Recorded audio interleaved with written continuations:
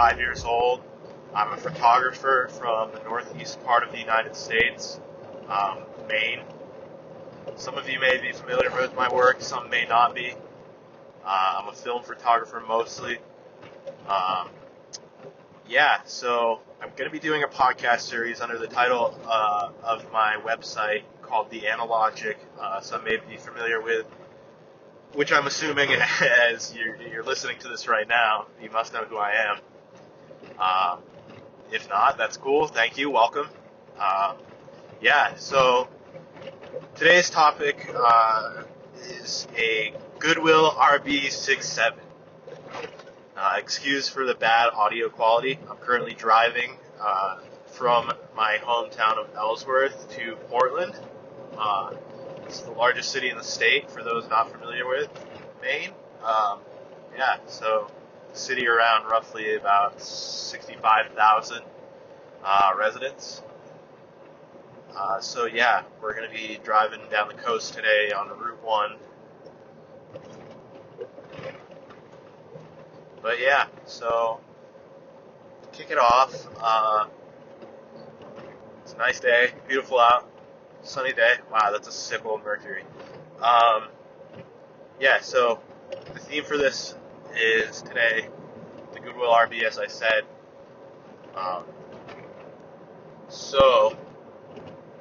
A little bit backstory. I am a photographer, as I said, from Ellsworth, Maine. 25 years old. I've been shooting film for about 5 years, give or take, mostly take. I really got into it about, I'd say, fall of 2017 when I moved to Portland, Maine. I'm currently residing back in Ellsworth. We'll be back in Portland in June. I've been shooting really, film since 2015. I was gifted a Pentax K1000.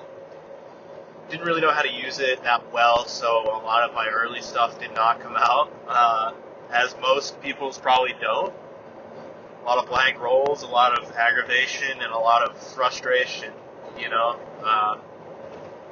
So I got that in 2015. It was originally my grandparents. They gave it to my father. He never really used it that much, and he gifted it to me. So it's going to stay in my family forever, but it has a shutter issue. So a lot of my photos would come out bunk. They wouldn't be usable because there'd be like half the frame would be black and half the frame would be a picture. So it created some interesting photos and some not so interesting photos, but hey, that's the game. So fast forward to 2016, I was getting out of a really bad relationship, started hanging out more in Portland with my good friend Sam, and we both were going through some shit at the time. Really, we were hanging out a lot. I would drive down to Portland and hang out with him pretty much every weekend or when I was bored. So, and for reference, Portland is about 2 hours and 30 minutes away from Ellsworth, which we're both from Ellsworth, but he was going to school in Portland. So I'd drive down and see him, yada yada. Driving down, he had a Canon SureShot point and shoot film camera. And I didn't really know that much about point and shoots, really, so he kind of put me onto those. I ended up finding the exact same camera as him at a Goodwill. So we started shooting that together, kind of. He was majoring in photography, so he got to use a wide variety of cameras and stuff. But that was like my main camera because I didn't know much about SLRs or anything at the time. So I was like, oh man, I want to make film photos, but I don't really know what I'm doing. So the point and shoot was a great entry-level camera for me, and most people really. So I got one of those. I still have the same one today, even though I've gotten way better point and shoots. I still use that off and on. It was pretty much brand new when I found it. It looks like it's been through hell and back now. It's covered in paint, and scratches, and scuffs, and all that good stuff. It's still working somehow. But so fast forward again. Didn't really shoot much after that summer. Fast forward to 2017, didn't really shoot at all. A couple times I went to Florida, I shot down there. And yeah, then 2018 came when I moved to Portland. I said I moved to Portland in the fall of 2017, but it was really beginning of winter, so winter to June of this year, last year, 2019 is when shot, point, and shoot mostly. So yeah, I'm sorry, that was a little off thing. So fast forward to 2018, I'm shooting the point and shoot all the time. I'm living in Portland now, so I'm using that all the time. Going through roll after roll, I was probably spending $100 a month in film development, just development, not buying film or anything or batteries. So shooting that a lot, getting really used to film and how it looks and all that. My composures are getting better as I go. I'm learning what I like to shoot, all of that. So I'm, as most people are, looking for better ways, always, how to better my image. How can I make a better photo? How can I make the photo my own, rendition or, my style? So, I was a little more curious, so I was, talking to my parents about it. They ended up knowing some people that were into photography, and they had some old film cameras they put up on sale for Facebook for like $15. She was just going to throw them out, but she put them up for $15 to see if anyone would grab them. My dad ended up grabbing them. There's a lot of 3 cameras, all SLRs with some accessories and all that goodness. And they ended up surprising me with it on a trip back up to Ellsworth to see them. They gave me a huge camera bag full of stuff, and I was like, whoa, this stuff's crazy. That's wild. Sorry for the bumps. It's a little bumpy up here. But that's wild. And so I got it, and it was a Minolta SRT MC2, which is kind of like a middle ground between the SRT 101 and the 201. It's kind of like I don't know. It's more of a consumer camera. There's no mirror lockup or anything like that. It's pretty basic. It's got a light meter in the eye level or in the finder, and it's got it's got the basics. But it came with a 35mm prime lens and a 50mm prime lens, both in immaculate condition, and it came with a working battery somehow. And yeah, so I got starting to use that. It came with a bunch of expired film. I ran that through it just to test out the camera. And also in the bag was a Nikon N60, newer SLR. I'd say probably mid-90s, I think, is when those came out. I could be wrong, but I believe that's the generation of those. And that one I thought would be the camera, and I was like, man, this is sick. Turned it on and all that. Turned out the lens was all messed up. The leaves in the lens were all bent. So the lens was junk. Took the lens apart, tried to fix it. Couldn't do it, obviously, because I had no idea what I was doing, as most projects I dig into. So ended up shooting the Minolta mostly. I believe there was another camera in there. I can't remember off the top of my head what it was. But it came with some zoom options and filters and all that jazz. But yeah, so started using that, and then that was around June of 2019. So I've been really shooting SLRs heavily since then. I really was a fan after getting those first few rolls back of how clear it was. And it just was like, wow, this is a whole different level. I learned how to use the camera off that camera, pretty much self-taught from the light meter on how to use aperture and shutter just by the light meter, as I'm sure a lot of people do. But, I'm not one for YouTube tutorials unless I cannot figure it out. That's my last resort. It's kind of like the stereotypical guy thing, like, oh, I don't read the directions. But yeah, so, that's how that started out. From here on out, you'll also notice the audio quality might be much improved. I'm on a much smoother stretch of Route 1 right now. Anyway, so yeah, fast forward, I got a lens for the N60, started using that a lot, liked it, but I don't know, there was just something I didn't like about it. It was pretty heavy and big, and I wanted the grip, so where it was so heavy, it had more surface to hold on to. So I ended up getting an N65, which is pretty much the exact same camera, except for a few different features, and it's a little bit smaller. And so I got that because it was the cheapest Nikon of that generation with a grip. So I got that in the grip for like 30 bucks. Started using that, loved it.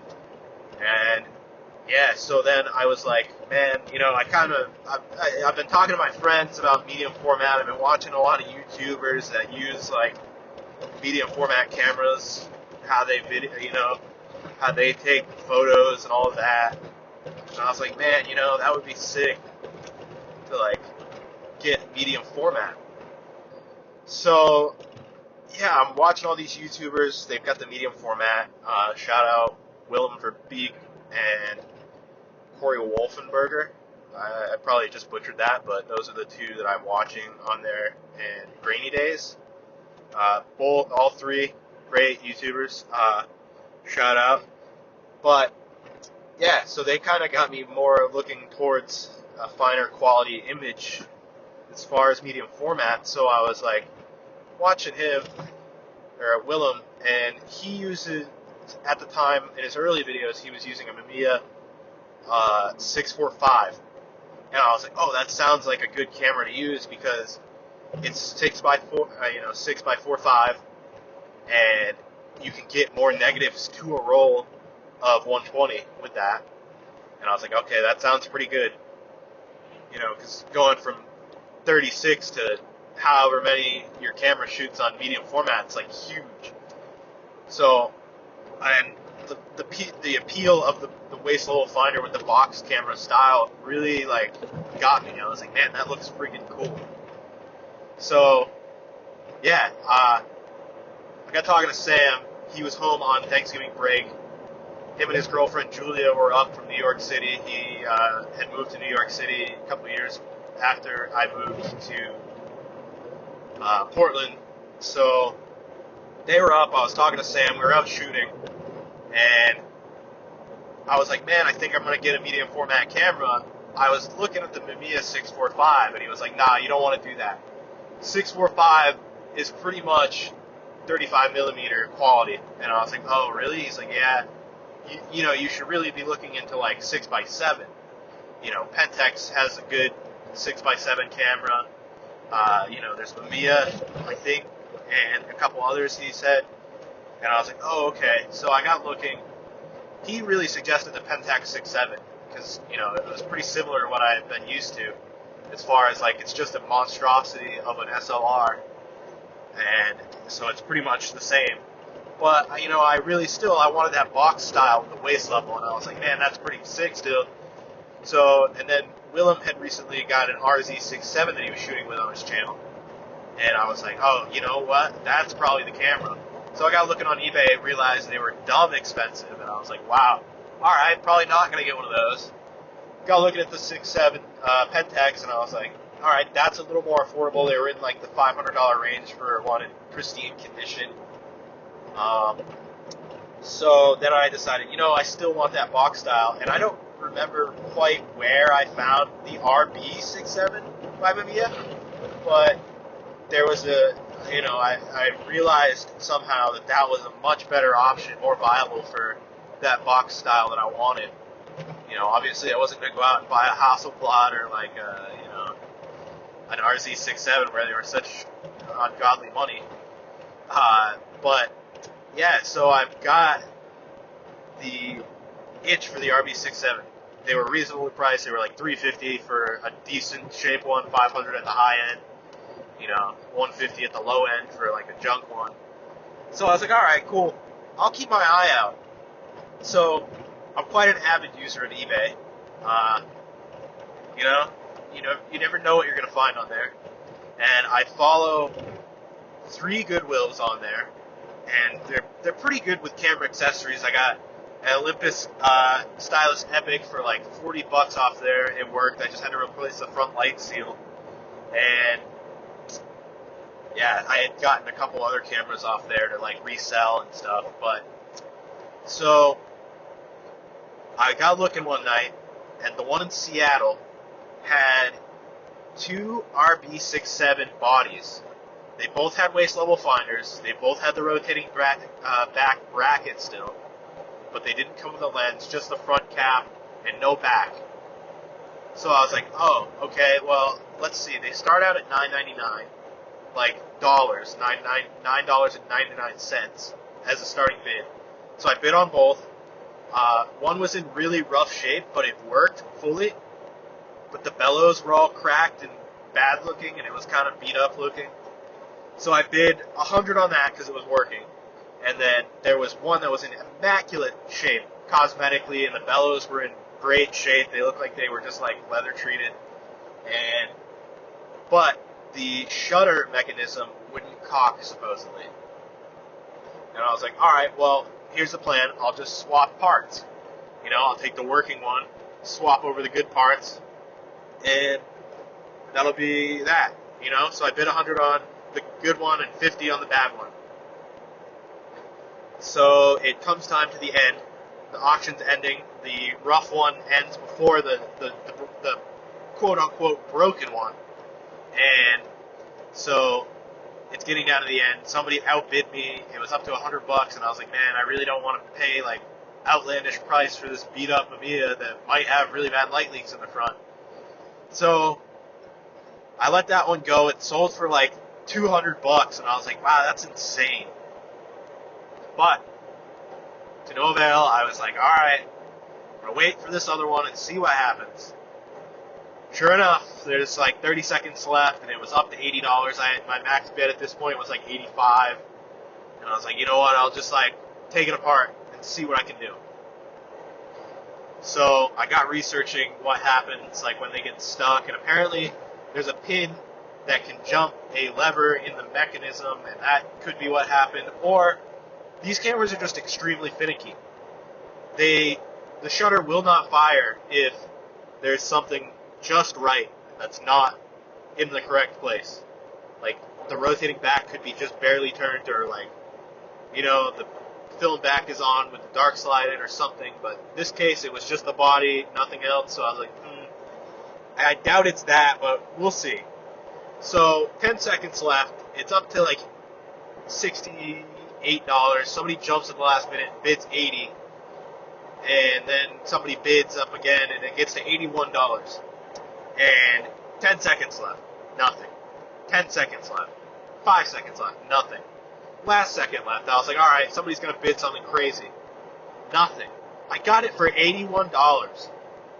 And that to me was insane, because I was like, well, if nothing else, I can always flip it for like $110 or some crazy, like, you know, I can make a little bit of money off it if I can't figure it out. So, and then I'm looking around, because it didn't come with a lens or, you know, a back. So I'm looking at film backs. I type in Mamiya RB67 Pro S, film back 120.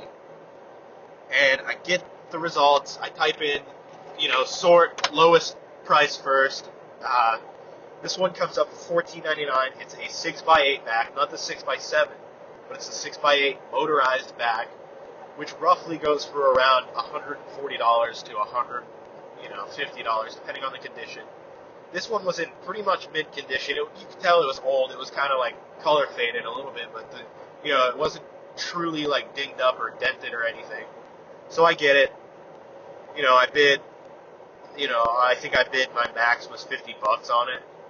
Like worst comes to worst, I could just buy one from Japan. They're like $70, but I didn't want to do that at the time. So I was like, all right, I'll see what happens. So I had the back coming, or the body coming from Seattle. It took a while to get there, and I found this back, and it ended in the middle of the day, so that worked out in my favor, I believe. But I got the back for $39 plus $8 shipping, which is insane. I couldn't believe it at the time. So that came from Florida, and I got that and the body the same day. And I also ordered a lens, but I got that from Japan. And as if if you've looked on eBay for a Mamiya lens, they're like dumb money, and they're all as is basically, unless they're like in mint shape. So, and they're all from Japan, pretty much. So I'm looking, I find one that's not in terrible shape. Most of them, the shutter was off or didn't function properly.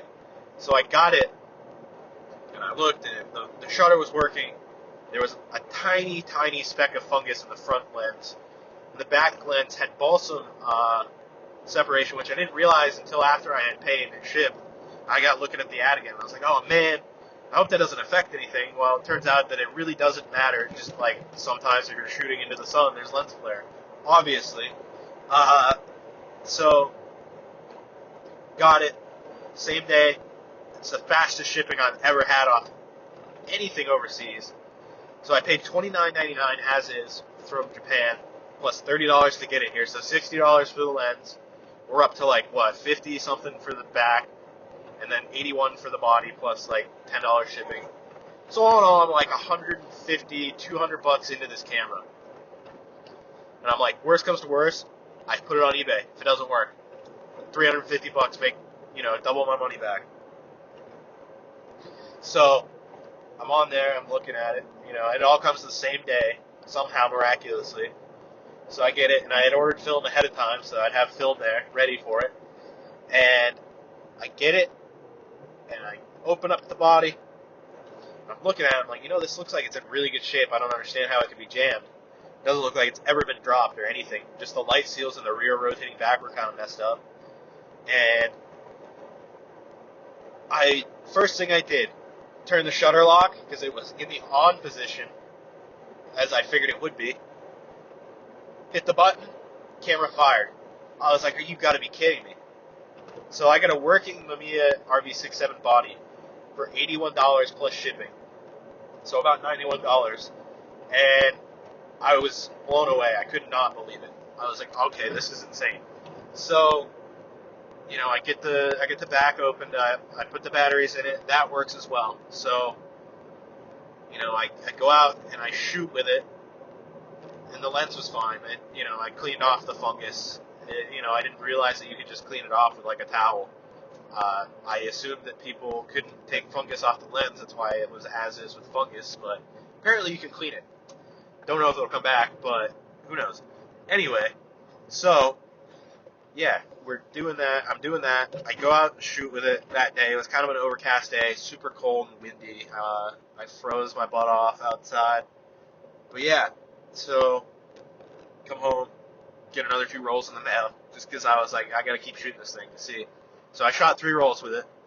I have not seen the results yet, but by the time this is up, I will, and I will accompany this podcast with a couple photos from the set if they come out alright. Regardless, I will anyway, but I had not replaced the light seals in the rear of the camera yet, so I'm hoping they come out alright. The light seals weren't terrible, but they were old and dry. So I went to Walmart a couple nights ago and got adhesive foam. I just YouTubed how to replace light seals easy, cheap. And this dude went to Walmart and got a $3 pack of adhesive black foam.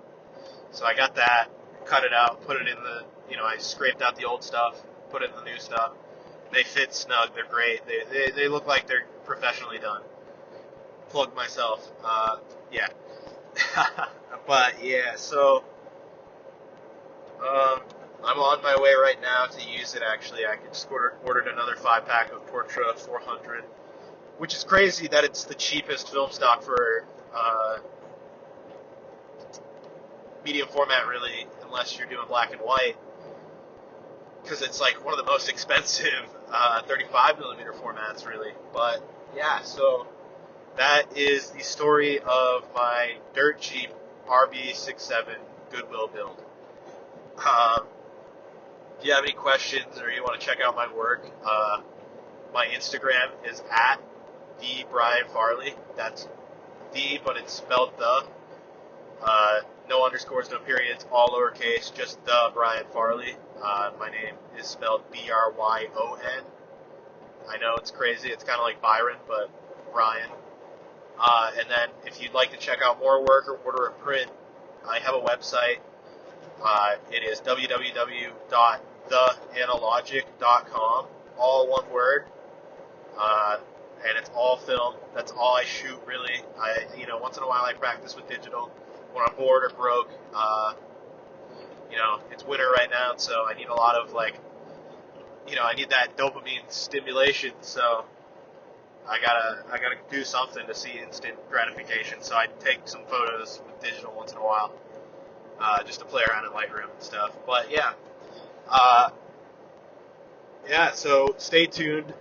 This podcast is number 1 of, I don't know how many I'm going to do, but this is the first. I hope you liked it. Thank you for listening. I'm going to be creating a YouTube channel, accompanying it, just to do like a vlog style, like behind the scenes shoot, like most people on YouTube do, just follow the bandwagon, getting that revenue. But yeah, hopefully you like my work. I'm going to be coming out with another zine shortly. The first one was super successful. The Analogic Volume 1, I think I got 25 copies sold, and I was super stoked. And I think we're up to 25 now. And so Volume 2 will be coming out. I'm aiming for a spring deadline. I want to say April it will come out. It'll be $10 again. It's full color, handmade by myself, printed in my house. And be looking for that. Probably make 25 copies or so. Might make a few extras for some homies, but that's pretty much it. I've got another project in the works. It's going to be a photo book about my recent trip to Serbia. The working title is 192 Hours Later. That's exactly how many hours we were there. We pedaled 150 miles in a week, maybe more. So be on the lookout for that. I will not be self-making that one just because I want it to be a higher quality. I would like it to be an actual book rather than a zine. So that one might cost a little more, but let me know what you think about that. That'll probably be I'll do it on the 1-year anniversary, so it'll probably come out in September. Subscribe to this podcast wherever it ends up. I'm not sure what platforms it'll be on yet. I'm thinking definitely Spotify. It's pretty easy to get on there. Possibly Apple. I guess that's pretty hard, so maybe the Google Play Store. I don't know. I gotta research all this stuff still. But by the time you hear this, it'll be up there. It'll probably this will probably be on YouTube first before I figure all it out anyway. Thank you and later.